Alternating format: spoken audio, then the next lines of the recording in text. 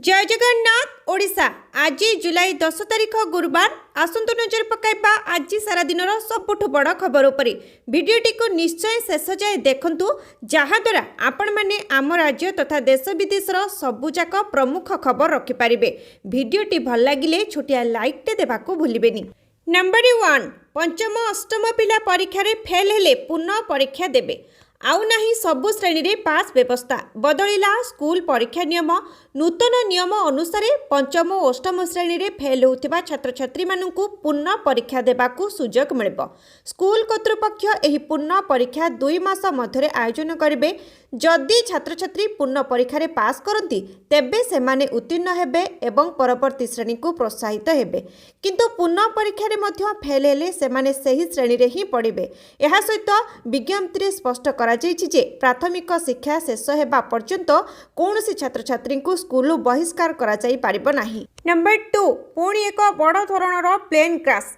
राजस्थान चूरू जिलार रतनगढ़ सहर निकट एक युद्ध विमान दुर्घटनाग्रस्त होइछि।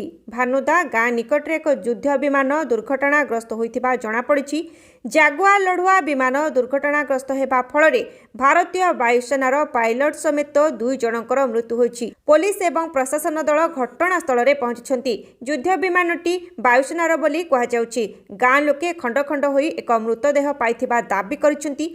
सूत्र अनुसार भारतीय वायुसेनार एक जागुआर युद्ध विमान दुर्घटनाग्रस्त होइछि। घटना परे लोकंकर एक विशाल भिड़ जमिछि। एहा पूर्वरु बुधवार राति रे गुजरातर जामनगर जिले में भारतीय वायुसेनार एक जागुआर लढुआ विमान दुर्घटनाग्रस्त होइथिला। नंबर 3, अधारु भांगिला पोल। गुजरात आसी एक हृदय विदारक दृश्य। नदी उपरे निर्मित पोल मझिरु छिंडी पड़ी। ब्रिज उपरे गाड़ी चलाचल करुवा बेले ब्रिजटी मझिरु भांगी नदी को गली पड़ी। यह दुर्घटना रे अनेक गाड़ी मध्य नदी को खसी पड़ी। नदी रे प्रबल पानी थिबारु अनेक गाड़ी पानी रे बुड़ी जाइछि। गाड़ी रे थिबा लोके भी पानी रे बुड़ी जाइछन्ति। खबर पाई तुरंत उद्धार कार्य आरंभ होइतिले भी अनेक लोकंक जीवन चली जाइछि एवं अनेक लोकंकु उद्धार करा जाइछि। रिपोर्ट अनुसार पोल भांगिथिबा घटना रे 9 जनकर मृत्यु होइथिबा बेले मृत्यु संख्या मध्य बढ़िबाको लागिछि।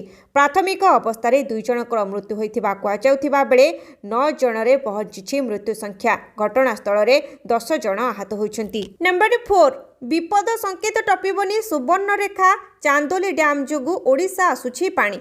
कौन से स्थान में बन्या परिस्थिति नहीं। मुंडली 4.47 लाख क्यूसेक जल प्रवाहित होउछि, ताहा कमिब। यार प्रभाव रे शाखा नदी कुआखाई देवी रे जलस्तर बढ़िछि बोली जलसंपद विभाग सर्वोच्च जंत्री चंद्रशेखर पाढ़ी कहते। से कहते समय लगे पानी समुद्र को जीवा पाई। वर्षा परिमाण कमिबारु हीराकुदर 4टी गेट बंद करा जाइछि। 16टी गेट दे जल निष्कासन हेउछि। उपर मुंडरे वर्षा हेउछि। केते परिमाण वर्षा होउछि ताकू देखि गेट खोलिब कि बंद हेब से निष्पत्ति नियाजिब। संबलपुर तलिया अंचल रे पानी पसिछि, ताहा निष्कासित होइजिब। सुवर्णरेखा रे जलस्तर बढ़ी सतर्क संकेत उपरे प्रवाहित हेउछि, हेले विपद संकेत टपी नाही। झारखंड रो अर्ध निर्मित चांदोली डैम जोगु पानी ओडिशा आसुछि। ब्राह्मणी रे 2टी गेट दे जल निष्कासन हेउछि। बैतरणी आखुआपदारे सतर्क संकेत रे अछि, हेले बन्या नाही। रेंगाली रो 2टी गेट दे जल निष्कासित होउछि बोली सर्वोच्च जंत्री कहछन्ति। नंबर 5, राज्य बीजेपी सभापति मनमोहन को बड़ घोषणा। खूब शीघ्र संप्रसारण हेबो मंत्रिमंडल। राज्य बीजेपी सभापति मनमोहन सामल को बड़ घोषणा। खूब शीघ्र संप्रसारण हेबो मंत्रिमंडल। प्रभु लिंगराज मंदिर रे आशीष नेबा बेले एपरी देले सूचना। राज्य मंत्रिमंडल रे 6टी पद खाली अछि एवं खूब शीघ्र संप्रसारण हेबो। खूब शीघ्र बोर्ड निगम अध्यक्ष नियुक्ति प्रक्रिया हेबो बोली कहचन्ति बीजेपी सभापति। जो वरिष्ठ नेता और कार्यकर्ता जुगु राज्य रे 24 वर्षर बीजेडी शासन को हटाई बीजेपी क्षमता को आसीछि, सेमानकु विभिन्न बोर्ड रे थैथान केबे बोली प्रश्न रे एही उत्तर दैछन्ति मनमोहन। बीजेपी राज्य सभापति भाबे मनमोहन सामल को ना घोषणा करिथिला बीजेपी। मंत्री कृष्णचंद्र महापात्र समेत दलर तुंग नेता और कार्यकर्ता सह श्रीलिंगराज दर्शन करी आशीर्वाद नहीं दलीय संगठन मंत्रिमंडल संप्रसारण संपर्क में सूचना देछन्ति मनमोहन सामल। नंबर 6, जोगाण अधिकारी गाड़ी रे पुला पुला टंका 3 लाख जबत कला विजिलेंस टीम। विजिलेंस जाल रे गंजाम जिला भारप्राप्त मुख्य जोगाण अधिकारी पूषा मुंडा ଛତ୍ରପୁର ନିକଟ ଜାତୀୟ ରାଜପଥରେ ତାଙ୍କ ଗାଡ଼ିରୁ 3 ଲକ୍ଷ ଟଙ୍କା ଜବତ କରିଛି ବ୍ରହ୍ମପୁର ଦୁର୍ନୀତି ନିବାରଣ ଟିମ୍। ଗଞ୍ଜାମ ଜିଲ୍ଲା ଭାରପ୍ରାପ୍ତ ମୁଖ୍ୟ ଯୋଗାଣ ଅଧିକାରୀ ପୁଷା ମୁଣ୍ଡା ଛତ୍ରପୁର ବ୍ୟାଙ୍କ କଲୋନୀ ଭଡ଼ା ଘରୁ ଅଫିସ ଯାଉଥିବା ସମୟରେ ବ୍ରହ୍ମପୁର ଭିଜିଲାନ୍ସ ଟିମ୍ ଚଢ଼ାଉ କରିଥିଲା। ତାଙ୍କ ଗାଡ଼ିରୁ 3 ଲକ୍ଷ ଟଙ୍କା ଜବତ ହୋଇଛି। ଏହାଛଡ଼ା ଆଶୀର୍ବାଦ ଆପାର୍ଟମେଣ୍ଟରେ ଥିବା ତାଙ୍କ ଭଡ଼ା ଘରେ ମଧ୍ୟ ଭିଜିଲାନ୍ସ ଟିମ୍ ରେଡ୍ କରିଛି। ସେ ନୂଆପଡ଼ା ଜିଲ୍ଲାକୁ ଯୋଗାଣ ଅଧିକାରୀ ଭାବେ ବଦଳି ହୋଇଥିଲେ। ନମ୍ବର 7 ପୁରୀ ଦଳାଚକଟା ପ୍ରସଙ୍ଗ ଆଜି ଉନ୍ନୟନ ଆୟୁକ୍ତଙ୍କୁ ଲୋକମାନେ ଭେଟି ଘଟଣା ସମ୍ପର୍କରେ ଜଣାଇପାରିବେ। ଚଳିତ ରଥଯାତ୍ରା ସମୟରେ ହୋଇଥିବା ଦଳାଚକଟା ଘଟଣାର ତଦନ୍ତ ପାଇଁ ଉନ୍ନୟନ ଆୟୁକ୍ତଙ୍କୁ ସରକାର ଦାୟିତ୍ୱ ଦେଇଛନ୍ତି। ଆଜି ଅପରାହ୍ନ 3ଟା ଠାରୁ ଆଗ୍ରହୀ ବ୍ୟକ୍ତି ଘଟଣା ସମ୍ପର୍କରେ ଆୟୁକ୍ତଙ୍କୁ ପୁରୀ ସ୍ୱତନ୍ତ୍ର ସର୍କିଟ ହାଉସଠାରେ ସାକ୍ଷାତ କରିପାରିବେ। ଏନେଇ ପ୍ରଶାସନ ପକ୍ଷରୁ ସୂଚନା ଦିଆଯାଇଛି। କେଉଁ ପରିସ୍ଥିତିରେ ଏହି ଘଟଣା ଘଟିଲା ସେ ସମ୍ପର୍କରେ କୌଣସି ବ୍ୟକ୍ତି କିମ୍ବା ସଂସ୍ଥା ଘଟଣାକୁ ନେଇ କୌଣସି ସୂଚନା କିମ୍ବା ତଥ୍ୟ ଭିଡ଼ିଓ ଫୁଟେଜ ସହ ଥିଲେ ଚଳିତ ମାସ 20 ତାରିଖ ସୁଦ୍ଧା puri.tragedy.enquiry@red.odisha.gov.in ମେଲ୍ ଯୋଗେ ପଠାଇ ପାରିବେ। ନମ୍ବର 8 ଶିଳ୍ପ କ୍ଷେତ୍ରରେ ଓଡ଼ିଶାକୁ ବଡ଼ ସଫଳତା। ଘରୋଇ ପୁଞ୍ଜିନିବେଶରେ ଦେଶରେ 1 ନମ୍ବର ଓଡ଼ିଶା। ଘରୋଇ ପୁଞ୍ଜିନିବେଶରେ ଦେଶରେ 1 ନମ୍ବର ଓଡ଼ିଶା। ଶିଳ୍ପ କ୍ଷେତ୍ରରେ ଓଡ଼ିଶାର ସଫଳତା। CMIE ରିପୋର୍ଟ ଅନୁସାରେ ଏପ୍ରିଲରୁ ଜୁନ୍ ମଧ୍ୟରେ 1,40,000 କୋଟି ଟଙ୍କାର ପୁଞ୍ଜିନିବେଶ କରିଛି ଓଡ଼ିଶା। ଏହି ସମୟରେ ଅନ୍ୟ ସମସ୍ତ ରାଜ୍ୟରେ 2,10,000 କୋଟି ଟଙ୍କାର ନିବେଶ ହୋଇଥିବା ବେଳେ ଓଡ଼ିଶାରେ 1,40,000 କୋଟି ଟଙ୍କାର ପୁଞ୍ଜିନିବେଶ ହୋଇଛି। Chemical, petrochemical, textile, green energy ଭଳି କ୍ଷେତ୍ରରେ ପୁଞ୍ଜିନିବେଶ ଆସିଛି। ଶିଳ୍ପ ମନ୍ତ୍ରୀ କହିଛନ୍ତି ସରକାରଙ୍କ ପ୍ରତି ନିବେଶକଙ୍କ ଭରସା ବଢ଼ିଛି। ବର୍ଷକ ମଧ୍ୟରେ 1,78,000 କୋଟି ନିବେଶ ହୋଇଥିବା ବେଳେ 3 ମାସରେ 1,40,000 କୋଟି ଟଙ୍କାର ନିବେଶ ହୋଇଛି। ଖୋର୍ଦ୍ଧା, ଗୋପାଳପୁର ଓ ଯାଜପୁରରେ ଅନେକ ଶିଳ୍ପର ଗ୍ରାଉଣ୍ଡ ବ୍ରେକିଂ ହୋଇଛି। ଆଗାମୀ ଦିନରେ ଉତ୍କର୍ଷ ଓଡ଼ିଶାରେ ଆସିଥିବା ନିବେଶ ପ୍ରସ୍ତାବକୁ ସରକାର ଗ୍ରାଉଣ୍ଡିଂ ପାଇଁ ଯୋଜନା କରୁଛନ୍ତି। ନମ୍ବର 9 ଆଜିଠାରୁ ମିଳିନପାରେ ପେଟ୍ରୋଲ ଡିଜେଲ। ଡ୍ରାଇଭରଙ୍କ ଆନ୍ଦୋଳନ ଯୋଗୁଁ ତୈଳ ପରିବହନ ପ୍ରଭାବିତ ହୋଇଛି। 2 ଦିନ ହେଲା ଟାଙ୍କିକୁ ଆସୁନି ପେଟ୍ରୋଲ ଡିଜେଲ ଗାଡ଼ି। ଏନେଇ ଉତ୍କଳ ପେଟ୍ରୋଲିୟମ ଡିଲର୍ସ ଆସୋସିଏସନ ସଭାପତି ସଞ୍ଜୟ ଲାଟ କହିଛନ୍ତି ଯେ ପେଟ୍ରୋଲ ଟାଙ୍କିକୁ ଗାଡ଼ି ନ ଆସିଲେ ଆଜିଠାରୁ ତୈଳର ଅଭାବ ଦେଖାଦେବ। ସେ କହିଛନ୍ତି ଯେ ଅନେକ ପେଟ୍ରୋଲ ଟାଙ୍କିରେ ଖାଲି ହୋଇଯିବ ପେଟ୍ରୋଲ ଡିଜେଲ। ପାରାଦୀପ, ବାଲେଶ୍ୱର, ଜଟଣୀ, ଝାରସୁଗୁଡ଼ାରେ ତେଲ ଡିପ୍ରେ ଧର୍ମଘଟ ଜାରି ରହିଲେ ତୈଳ ପରିବହନ ପାଇଁ ହସ୍ତକ୍ଷେପ କରିବେ ଜିଲ୍ଲା ଏସ୍ପି। ତୈଳ ଯୋଗାଣରେ ଡ୍ରାଇଭରମାନେ ସହଯୋଗ କରୁନଥିବାରୁ ଗୁରୁତର ଭାବେ ଏହା ପ୍ରଭାବିତ ହୋଇଛି। ନମ୍ବର 10 IPS ସ୍ତରରେ ବଡ଼ ଧରଣର ଅଦଳବଦଳ।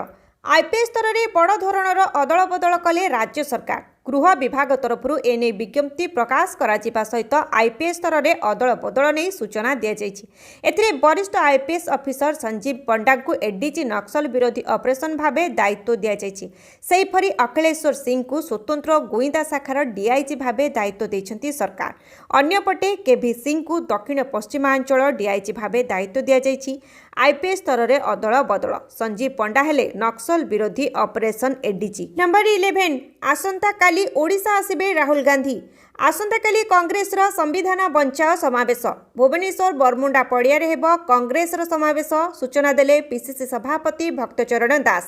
ଯୋଗଦେବେ ଲୋକସଭାର ବିରୋଧୀ ଦଳ ନେତା ରାହୁଲ ଗାନ୍ଧୀ। AICC ସଭାପତି ମଲ୍ଲିକାର୍ଜୁନ ଖଡ଼ଗେ ମଧ୍ୟ ଯୋଗଦେବେ। ବରିଷ୍ଠ ନେତା KC ଭେନୁଗୋପାଳ ବି ଯୋଗଦେବେ। 2024 ନିର୍ବାଚନର ବର୍ଷେ ପରେ ପୁଣି ଚଳଚଞ୍ଚଳ ହୋଇଛନ୍ତି ରାଜ୍ୟର 3 ପ୍ରମୁଖ ରାଜନୈତିକ ଦଳ। ଆସନ୍ତାକାଲି ରାହୁଲ ଗାନ୍ଧୀ ଓଡ଼ିଶାରେ ସମ୍ବିଧାନ ବଞ୍ଚାଅ ସମାବେଶରେ ସାମିଲ ହେବେ। ରାହୁଲଙ୍କ ଗସ୍ତକୁ ନେଇ ରାଜ୍ୟ କଂଗ୍ରେସ ଉତ୍ସାହିତ ହୋଇଥିବା ବେଳେ ତୃଣମୂଳ ସ୍ତରରେ ସଂଗଠନକୁ ମଜବୁତ କରିବାକୁ ଦଳ ଅଣ୍ଟା ଭିଡ଼ିଛି। 30 ଲକ୍ଷ ସଦସ୍ୟ ସଂଗ୍ରହ କରିବାକୁ ଦଳ ଲକ୍ଷ୍ୟ ରଖିଛି। ଅନ୍ୟପଟେ ବିଜେପି କହିଛି ରାହୁଲଙ୍କ ଗସ୍ତର କୌଣସି ପ୍ରଭାବ ପଡ଼ିବନି। ନମ୍ବର 12 ଟାର୍ଗେଟରେ ଚୀନ ପାକ୍ ଆତଙ୍କବାଦ ଉପରେ ଡବଲ ଷ୍ଟାଣ୍ଡାର୍ଡ କାମ କରିବ ନାହିଁ। ବ୍ରାଜିଲରୁ ପ୍ରଧାନମନ୍ତ୍ରୀଙ୍କ କଡ଼ା ସନ୍ଦେଶ। ବ୍ରାଜିଲ ଆତଙ୍କବାଦ ଉପରେ ବର୍ଷିଛନ୍ତି ପ୍ରଧାନମନ୍ତ୍ରୀ ନରେନ୍ଦ୍ର ମୋଦି।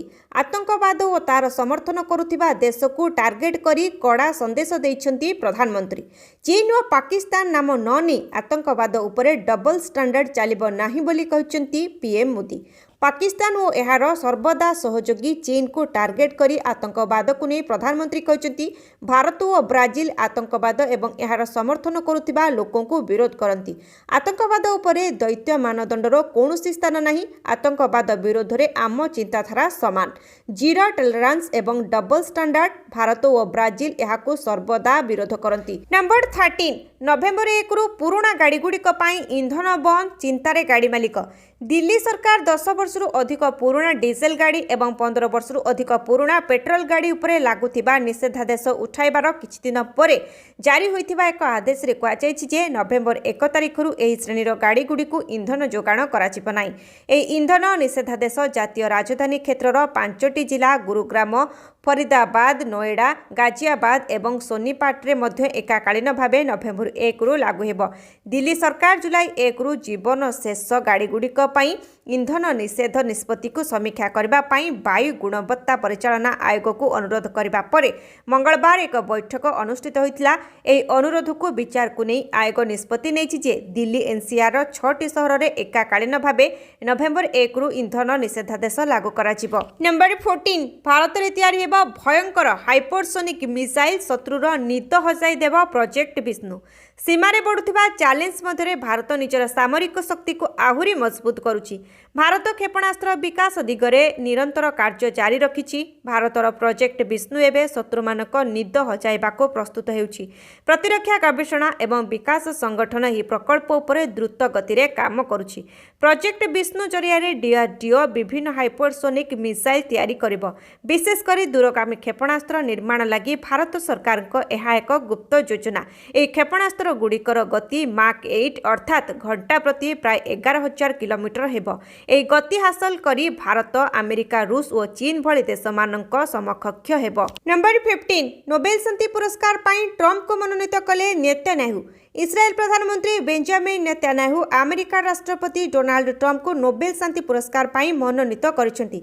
व्हाइट हाउस रे ट्रम्प और नेतान्याहू रात्रि भोजन करबा समय नेतान्याहू ट्रम्प को नोबेल शांति पुरस्कार पाई मनोनीत करथिबा कहिबा सह तांको यार कॉपी प्रदान करिसेंती। ए अवसर रे नेतान्याहू कहिसेंती नोबेल पुरस्कार कमिटी की मु जेउ चिठी पठाइछि ताहा मु आपनकु देबा पाई चाहुछि। ए मनोनीत पत्र ग्रहण करबा परे ट्रम्प कहिसेंती आपनकु बहुत धन्यवाद। एहा मु जानि नथिली, आपनक पाखरु एहा मिलिला, एहा अत्यंत अर्थपूर्ण।